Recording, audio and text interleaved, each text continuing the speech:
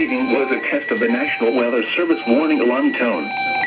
During potentially dangerous weather situations, specially equipped receivers are automatically activated to warn of the impending hazard. Tests of these receivers by this system are normally conducted by the National Weather Service every Wednesday between 11 a.m. and noon. 11 a.m. and noon. For existing severe weather scenarios on Wednesday, the entry for closing and next available the warning alarm transmitted over National Weather Service radio stations in North Central and Northeast Illinois will be activated for watches and or warnings affecting all counties in North Central and Northeast Illinois, as well as counties in far Northwest Indiana. Reception of this broadcast in the alarm tone will vary at any given location.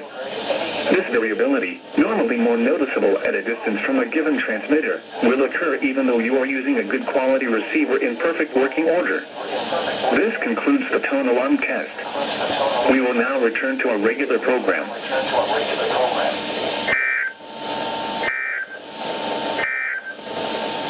You are listening to NOAA Weather Radio, WNG 536, in DeKalb, serving North Central Illinois, including DeKalb and Sycamore, from a transmitter provided by the Northern Illinois University Department of Environmental Health and Safety.